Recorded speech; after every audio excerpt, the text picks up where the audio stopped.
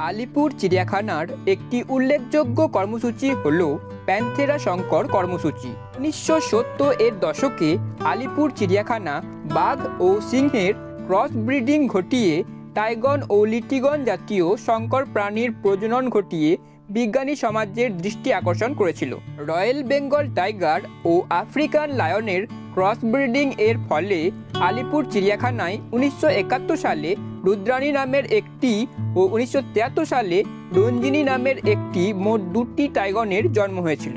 আবার এই টাইগন রুদ্রাণীর সঙ্গে আফ্রিকান সিংহের সংকরায়নের ফলে জন্ম হয়েছিল 7টি লিটিগন প্রজাতির বাচ্চার, যাদের মধ্যে কিউবানাকান নামের একটি লিটিগন পূর্ণ বয়স অবধি জীবিত ছিল।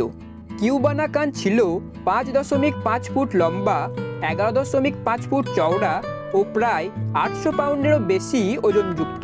আলিপুর চিড়িয়াখানা কর্তৃপক্ষ কিউবানাকানকে বিশ্বের বৃহত্তম বিগ ক্যাট হিসাবে দাবি করেছিল। 1991 সালে 15 বছর বয়সে কিউবানাকান মারা গিয়েছিল। লিটিগন প্রজাতির পুরুষেরা ছিল প্রজননে অক্ষম। জিনগত অস্বাভাবিকতার কারণে এদের মধ্যে অনেকেই অল্প বয়সে মারা গিয়েছিল। আলিপুর চিড়িয়াখানার শেষ ও সবচেয়ে বেশি বয়সের টাইগন ছিল রঞ্জিনী, যে 1999 সালে মারা গিয়েছিল।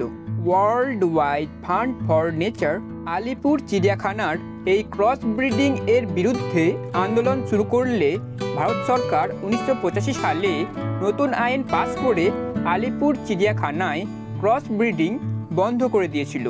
বিশ্বের বিভিন্ন চিড়িয়াখানাগুলির মধ্যে আলিপুর চিড়িয়াখানায় ছিল প্রথম যেখানে সাদা বাঘ ও সাধারণ জালিকাযুক্ত জিরাফের প্রজনন হয়েছিল।